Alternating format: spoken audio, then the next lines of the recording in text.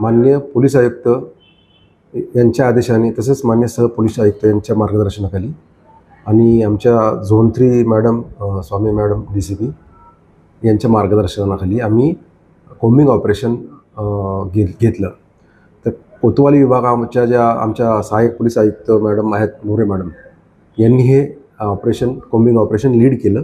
यामध्ये कोतवाली विभागातले 3ही police station तहसील, गणेशपेठ आणि कोतवाली या 3ही पोलीस स्टेशनचा स्टाफ, आमच्या पोलीस स्टेशनची DBचा अधिकारी स्टाफ, आमच्या पोलीस स्टेशनचे अधिकारी असे आम्ही जवळपास 4 अधिकारी आणि 17-18 कर्मचारी आणि स्वतः SAP मॅडम ह्या आम्ही पूर्ण बजेरिया भागात, बालदरपुरा बजेरिया भागात पूर्ण आम्ही कोम्बिंग ऑपरेशन केलं। या कोम्बिंग ऑपरेशन दरम्यान आम्ही जवळपास 15 गुन्हेगारांची घरे पूर्णतः सर्च केली। त्या सर्चिंग ऑपरेशन दरम्यान आम्हाला एक रेकॉर्डवरचा आरोपी आहे शानू उर्फ रईस खान वल दराफ खान। शानू जो आहे त्या शानूच्या घरामध्ये आम्हाला 2 हत्यारं मिळाली। त्याच्यामध्ये एक स्टीलचा चाकू होता आणि एक गुप्ती होती। ते चायनीज मेड आहे आणि खूप धारदार आहे ते।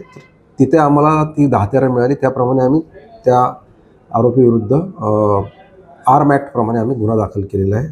तसेच एक रेकॉर्डवरचा NDPSचा जो गांजा विक्रेता आरोपी आहे, जो रेकॉर्डवरती त्याच्यावरती यापूर्वी गुन्हे दाखल आहेत, तो अझर मजर शेख आहे। त्याच्या घराची सुद्धा आम्ही झडती घेतली। तर त्या झडती दरम्यान आम्हाला त्या ठिकाणी 54 ग्रॅम गांजा मिळून आला।